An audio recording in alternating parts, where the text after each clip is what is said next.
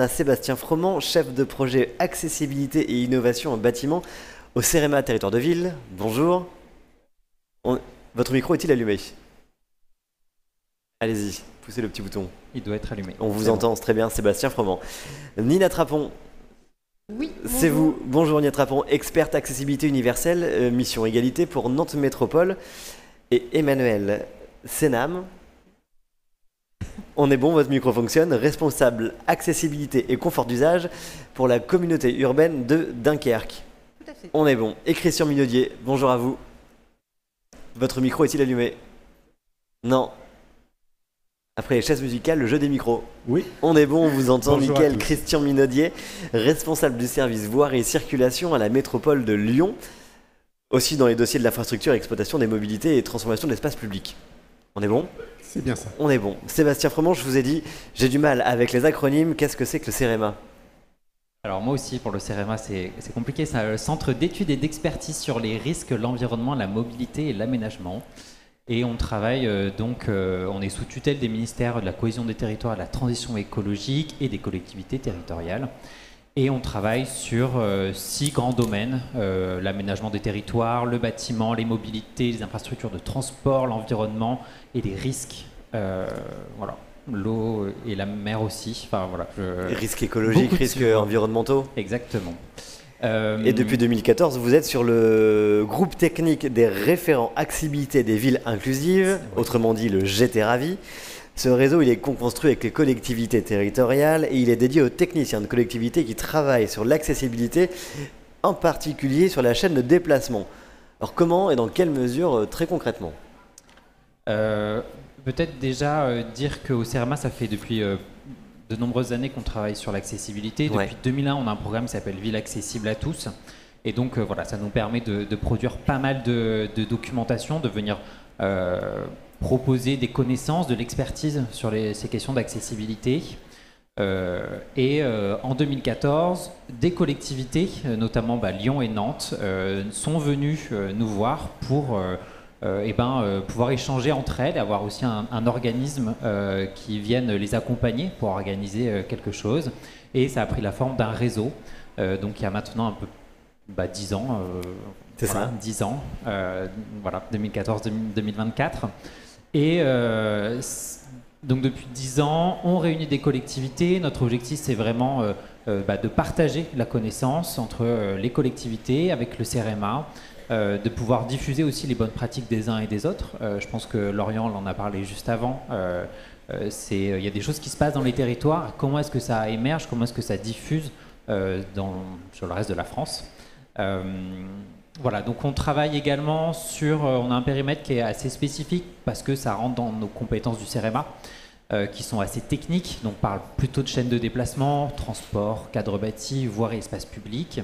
Et on travaille par contre sur l'ensemble des thématiques du handicap et des personnes à mobilité réduite. Donc tout ça, c'est le GTRAVI du coup qui travaille sur ce domaine. GTRAVI, oui. Voilà, qui a un nom plutôt sympa. C'est joli, Ravi, c'est mignon. Nina Trapon, comment ça se passe à l'intérieur de ce GTRAVI, de ce groupement de travail?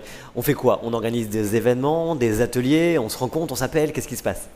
Alors tout à fait, on a 2 temps forts dans l'année qui sont le comité de pilotage qui se tient en fait en ce moment là sur 2 jours à Lorient et les ateliers qui sont l'occasion pour les collectivités de travailler sur 2-3 sujets qui méritent d'être approfondis, d'avoir de la connaissance, des techniques, des retours d'expérience, puisque on travaille certes dans un cadre réglementaire, mais aussi d'aller au-delà et de pouvoir l'appliquer dans nos collectivités, qu'elles soient villes ou métropoles ou agglomérations, et donc d'avoir des outils à partager auprès des collectivités qui sont moins avancées sur ce sujet. Et donc dans ce cadre-là, on se réunit encore 2 jours et c'est l'occasion de se rencontrer entre différentes collectivités au-delà du comité de pilotage, la dizaine de collectivités un peu socle de cette démarche du réseau, et de découvrir aussi d'autres communes, d'autres agglomérations qui sont plus spécialisées sur un sujet et qui pourront apporter leur pierre à la construction d'outils en faveur de l'accessibilité et de sa mise en pratique chez nous. Concrètement, à l'année, vous vous regroupez ou en tout cas vous échangez combien de fois sur une année? Bah c'est ça, 2 fois dans l'année. Et puis Mais après, il y a ce qui est des échanges, intéressant, j'imagine, sur d'autres dossiers, voilà, sur tout à fait. C'est des groupes que de travail. le CEREMA nous met à disposition une plateforme et où on a des forums de discussion, mais aussi on se rejoint virtuellement, on va dire, une fois par mois dans ce qu'on appelle nos midis du Ravi. Et là, c'est l'occasion de présenter un projet en particulier pour une collectivité et d'échanger de manière plus simple et du coup plus souple que lors d'événements comme ça 2 fois par an. Alors vous le dites de manière mensuelle, voilà, il y a vraiment des échanges, il y a vraiment des retours d'expérience, des retours aussi de vos travaux au sein du bureau. L'idée, c'est quoi? C'est d'avoir justement un socle ou une base de travail pour vos agents, pour que ça infuse dans vos collectivités? Oui, un petit peu. Je peux continuer, enfin comme tu... L'idée, c'est sur une thématique particulière, sur des véhicules, des bus, des tramways, mais aussi des services. Ça peut être la formation, ça peut être comment dire, la collecte des données d'accessibilité suite à une nouvelle réglementation. Et ben, de savoir comment concrètement on va mobiliser des acteurs dans nos collectivités, nos collègues de la direction transport, de l'espace public. Et ensuite, bah, concrètement, comment on fait un cahier des charges pour collecter cette donnée et voilà, on travaille beaucoup sur cette notion de livrable, d'avoir un peu une méthodo à faire, et à la fois technique et... Une base, quoi, quelque chose qu'on puisse faire circuler Ouais, facilement. Et comment on peut adapter tout ça? Parce que Nantes pour vous, Dunkerque pour vous, et puis Lyon pour vous, vous avez quand même des territoires qui sont plutôt différents. Oui, Est-ce que les problématiques sont les mêmes? Est-ce qu'il y a un vrai travail pour adapter?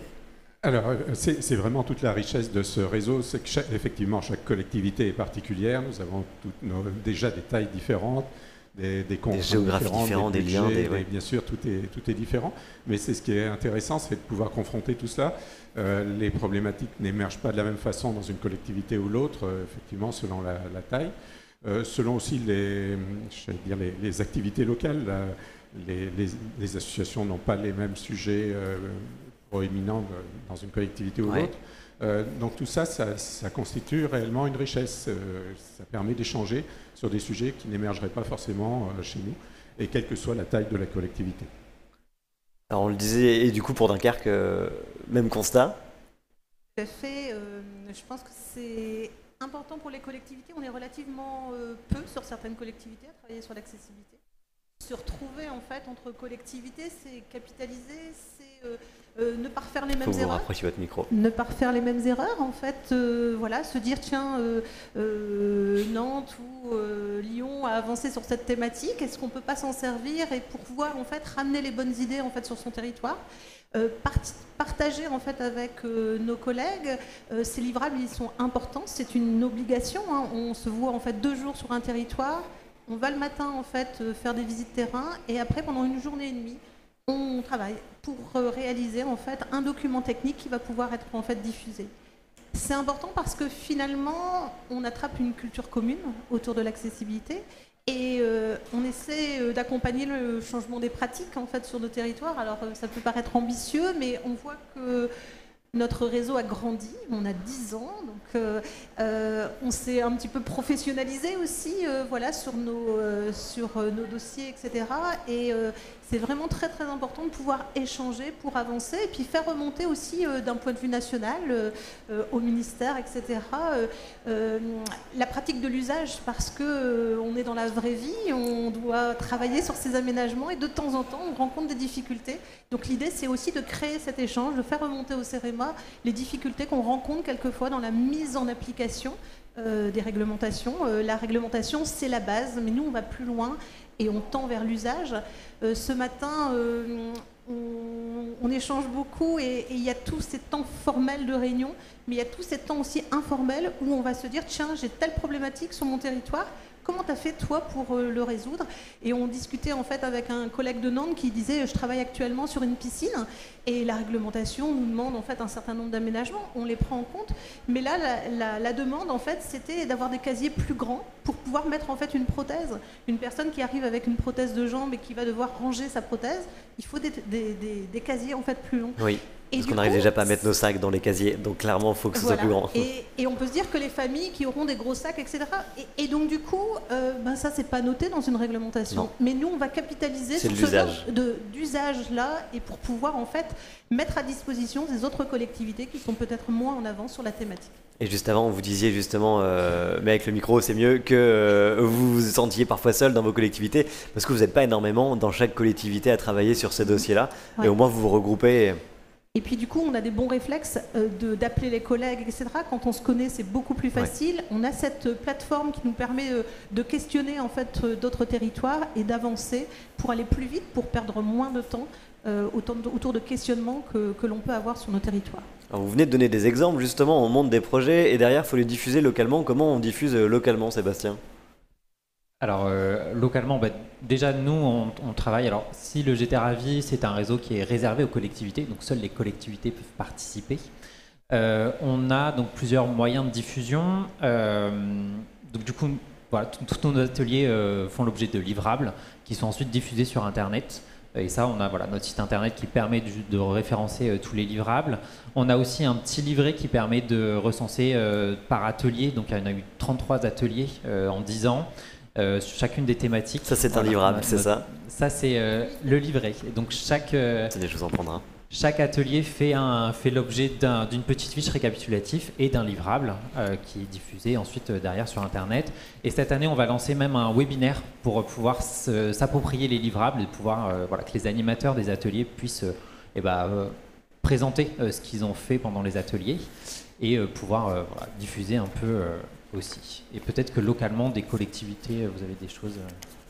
Oui, à plus petite échelle, quand on accueille les ateliers du GT Ravi, en fait, c'est l'occasion, comme on le précisait, de présenter ce qu'on fait en matière d'accessibilité sur des thématiques particulières. Nous, on a accueilli à Nantes ces ateliers en 2023 et la matinée, on l'a consacrée à vous présenter notre futur tramway qui circule actuellement maintenant sur le réseau de transport, mais aussi notre bus électrique, et aussi on est passé par l'office de tourisme à Nantes. Donc on a montré, on va dire, ce qu'on faisait, mais on a embarqué en fait pour ça nos différentes directions, nos collègues, parce que certes on n'est pas nombreux en fait en général à être étiquetés chargés de mission handicap, accessibilité, mais au final on travaille avec énormément de directions en interne et c'est aussi l'occasion pour eux de valoriser leur travail qu'ils font au quotidien avec nous. Et de leur montrer un peu ces experts de l'accessibilité, leur montrer ce qui est fait à Nantes et de valoriser aussi leur travail et d'enrichir. On voit bien la discussion est toujours assez intéressante entre des experts des mobilités, des transports sur une petite niche sur les véhicules, le matériel roulant et quelqu'un qui a une vision globale de l'accessibilité, un peu comme ce que nous on fait. Donc ça crée vraiment une émulation et puis concrètement aussi on accueille, donc on a nos élus à l'accessibilité qui sont présents, qui rencontrent les autres collectivités et aussi la délégation ministérielle à l'accessibilité. Donc c'est aussi des temps d'appropriation quand on accueille, quand on consacre 2 jours dans nos collectivités notre temps à l'accessibilité universelle. La diffusion locale, on voit comment ça fonctionne. La diffusion nationale, le sujet, il est plus compliqué, j'imagine, ou pas? Alors, de mon point de vue, ça me paraît plus compliqué, mais est-ce que c'est le cas? Comme l'a dit Nina, pour la séance de restitution, donc après les ateliers, on restitue directement ce qu'on a produit sur le moment même. Et on a la chance d'avoir la délégation ministérielle à l'accessibilité, qui est au sein du ministère de la Cohésion des Territoires et de la Transition écologique, de participer à cette restitution. La DMA, Délégation ministérielle à l'accessibilité pour les acronymes. Merci pour les acronymes. Elle a vraiment ce rôle de piloter et de capitaliser, d'organiser l'accessibilité de la chaîne du déplacement au niveau national, et du coup ça lui permet d'avoir un peu le retour des collectivités, des sujets sur lesquels on a travaillé, donc d'avoir des retours un peu techniques et de venir aussi compléter certaines pratiques, certaines expériences. Ça permet aussi de créer du lien entre collectivités, entre les différents acteurs techniques, et pour ça on travaille aussi sur des expérimentations, sur des normalisations. Et ça, je pense que certains de nos collègues ont déjà travaillé dessus. Pour les normes, c'est Christian, c'est ça? Ouais. Christian, il y a des expérimentations locales au niveau des évolutions normatives. De quoi s'agit-il? Oui, tout à fait. Là aussi, le partenariat avec le CEREMA est vraiment très, très précieux. Les représentants de la DMA sont présents ici aussi. Les normes évoluent, heureusement. Les usages évoluent, donc les normes évoluent. Il faut suivre. Et ce travail se base sur l'usage réellement, sur ce que font les usagers. Et pour cela, nous réalisons des tests. Le CEREMA nous accompagne beaucoup là-dessus pour nous fournir des protocoles de tests, nous permettre d'évaluer réellement et de partir dans la bonne direction, parce que les normes nous engagent sur la durée, sur de gros investissements généralement derrière.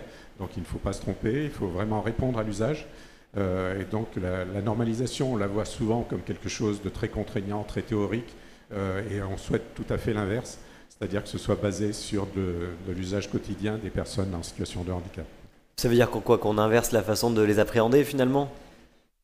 Oui, un peu, et puis surtout, on veut tester avant de graver dans le marbre. C'est vraiment ça. Donc, avec le CEREMA, nous avons conduit, pour donner quelques exemples, des tests sur des bandes d'interception. Alors, je ne rentre pas complètement dans le détail. Ce sont des bandes qui permettent, lors d'un cheminement, d'attirer l'attention d'une personne en situation de handicap visuel pour qu'elle sache qu'elle est à la hauteur, soit d'un passage piéton, soit de l'entrée d'un établissement public. Okay.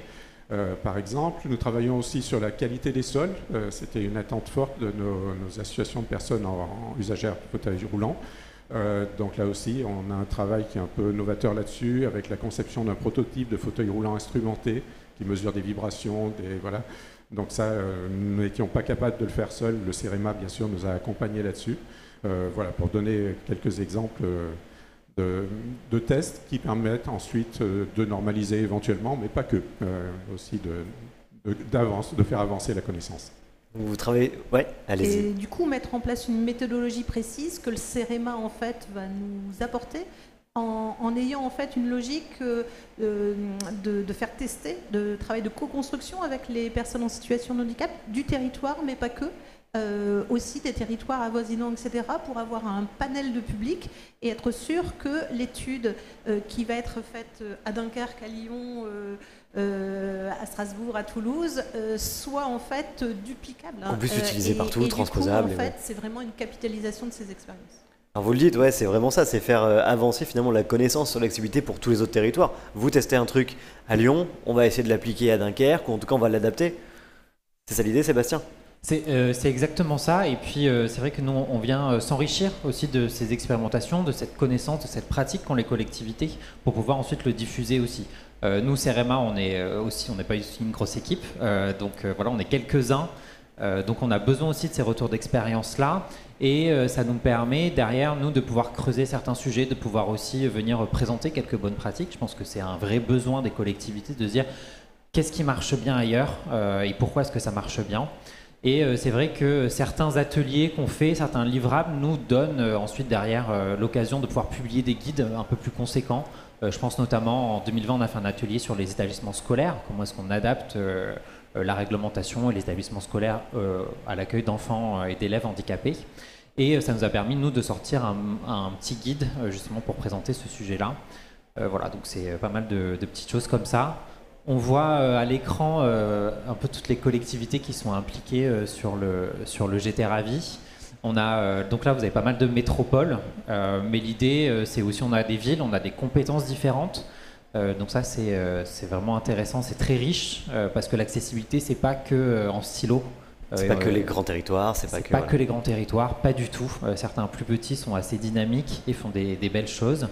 Et puis chacun a ses compétences, enfin il y a un peu ce millefeuille administratif avec chacun ses compétences, et l'idée c'est aussi de diffuser, d'avoir une culture commune qui soit pas que transport ou que bâtiment, mais d'aller vraiment un peu au-delà. Et je pense que c'est aussi le besoin des référents accessibilité au sein des collectivités qui ont ce besoin d'aller voir ailleurs, parce qu'elles sont questionnées aussi sur ces autres sujets. Enfin, vous faites du transport, mais au final on vient aussi vous questionner sur de l'éducation. Et donc voilà, il faut être un peu venir savoir où aller chercher cette ressource-là. Et voilà, au GT Ravi, c'est un peu notre ambition de pouvoir proposer pas mal de ressources à un même endroit. Vous parlez justement de ressources, d'un guide que vous avez produit. Quelles sont les prestations finalement que le CEREMA et que J'étais ravi derrière proposent et comment vous diffusez concrètement une fois que toutes les expérimentations, que tous les dossiers ont été discutés entre vous? C'est quoi en fait la prestation du CEREMA derrière? On a dans notre ADN cette transmission, cette capitalisation, donc soit des guides, soit des formations, des séminaires. On fait pas mal de choses avec les territoires. Pour les territoires, on s'adapte beaucoup aux besoins locaux. On travaille aussi sur les expérimentations, plutôt sur des questions d'innovation. On ne fait pas des prestations classiques, mais on accompagne pas mal de territoires sur des points un peu spécifiques. C'est aussi du sur-mesure du coup, j'imagine. On fait pas mal de sur-mesure, oui. Et l'idée, c'est quand même vraiment de capitaliser derrière. On ne fait pas juste pour un seul territoire. L'idée, c'est quand même de partager derrière de cette expérimentation-là.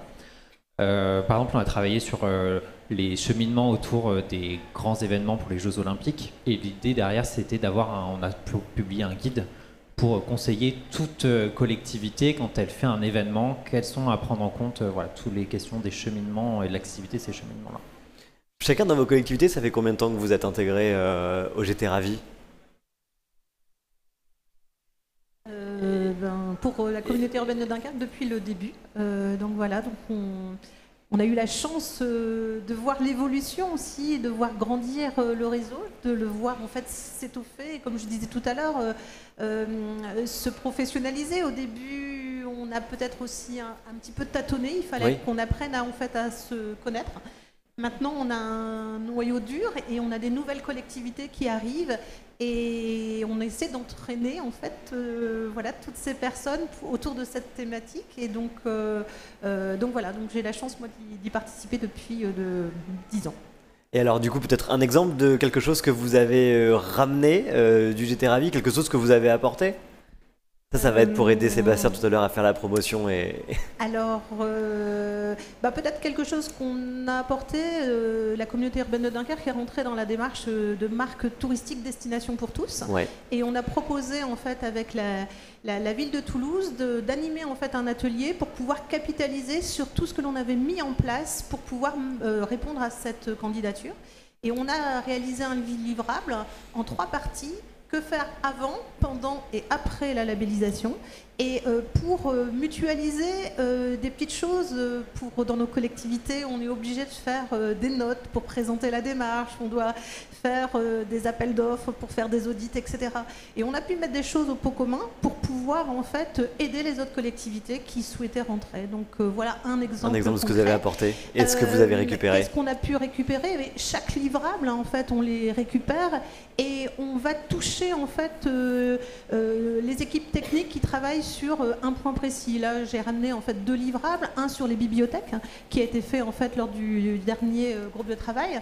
Et du coup, moi, mon travail en tant que coordinatrice, j'allais dire, de l'accessibilité, c'est d'aller voir mes collègues en fait au niveau des bibliothèques et dire, voilà, il y a un travail qui a été fait, et au lieu de leur laisser le livrable et les laisser parcourir, on essaie de faire une petite présentation et mettre en réseau, par exemple, avec un autre territoire qui aurait travaillé sur les mêmes thématiques.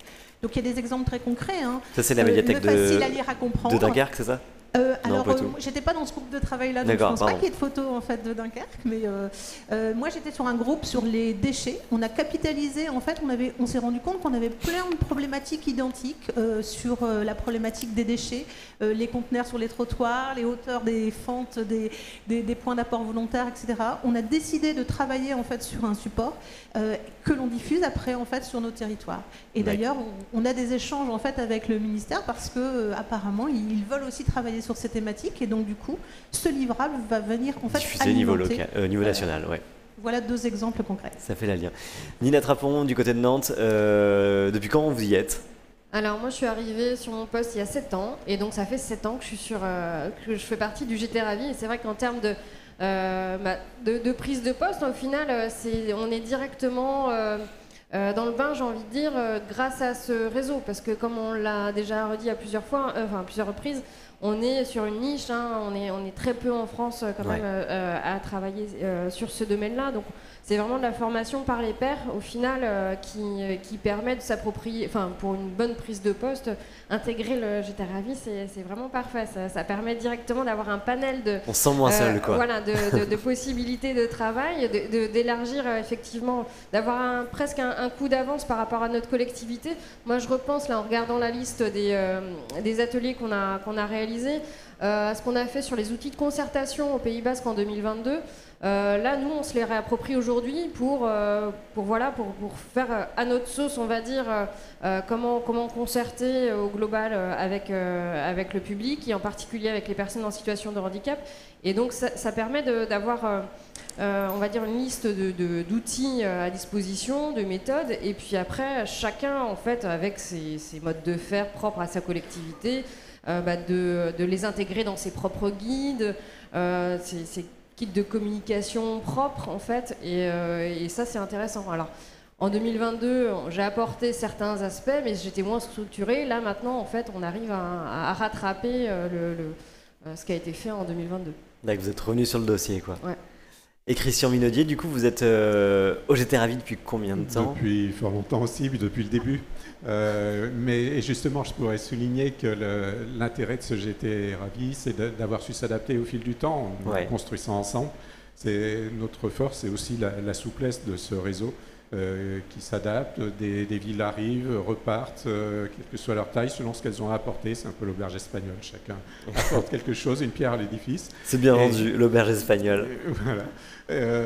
Et c'est un peu ça l'esprit, c'est-à-dire que quelle que soit la taille de la ville, si quelqu'un a quelque chose d'intéressant à apporter, c'est ouvert, donc on n'a pas une structure trop rigide, c'est aussi notre force, donc ça c'est vraiment intéressant je trouve. Et à Lyon, qu'est-ce que vous avez amené, qu'est-ce que vous avez rapporté? Alors je ne sais plus ce que nous avons amené, c'est diverses choses qui j'espère ont été utiles, et nous avons rapporté pas mal de choses aussi qui sont effectivement diffusées auprès de nos collègues. Je retiens surtout des choses qui confirment nos choix. Parce que souvent, nous travaillons un peu en doutant, et c'est très bien ainsi. Et ça permet de conforter les choix que nous faisons au niveau local, en se disant les autres villes vont dans le même sens, nous pouvons partir là-dessus. Je pense par exemple au dispositif sonore pour les personnes en situation de handicap visuel, des choses comme ça, sur lesquelles nous avons beaucoup échangé. Et ça aussi, c'était vraiment intéressant. Merci Christian. Maintenant que vos trois acolytes ont fait les VRP pour vous, comment on rejoint le CEREMA et le J'étais ravi?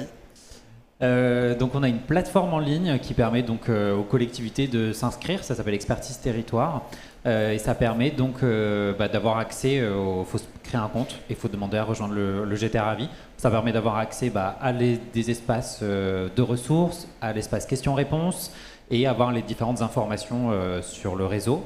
Il y a aussi une liste de diffusion qui permet justement pour tout le monde d'avoir les infos du J'étais ravi, mais aussi de notre programme Ville accessible à tous du CEREMA, où on diffuse peut-être une fois par trimestre, donc c'est pas une grosse actualité. Mais c'est pas une nouvelle boucle WhatsApp avec 20 000 messages par jour. Voilà. D'accord, c'est bon. Donc c'est ça, et puis peut me contacter aussi directement pour savoir comment nous rejoindre.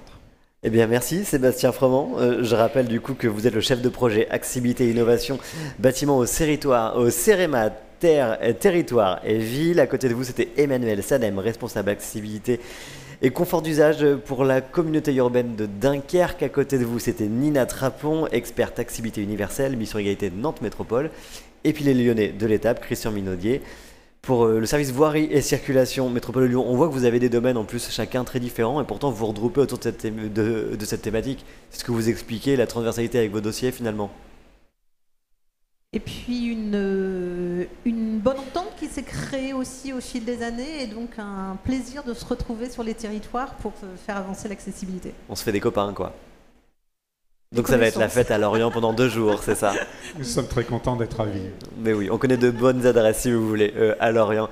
Merci, oui. Peut-être dites-nous. Juste terminer aussi pour remercier Lorient Agglomération de nous accueillir sur ce comité de pilotage, de pouvoir aussi nous faire partager les connaissances sur le projet HIT. Lorient Agglomération a été très impliqué au début du J'étais ravi, on les a un petit peu perdus et justement revenir ici c'est aussi l'occasion de venir récupérer ce qui a été fait et de venir aussi proposer nous des choses pour améliorer et notamment je pense au référentiel qui a été présenté juste avant qui est un super projet et dans lequel nous on espère pouvoir s'inscrire dans la durée également. Lorient revient en force quoi. Exactement. Eh bien, merci à tous les 4. Merci beaucoup et puis bon séjour à Lorient. Merci. Et nous, on se retrouve dans quelques instants pour la suite des conférences. La prochaine va s'afficher juste après sur vos écrans.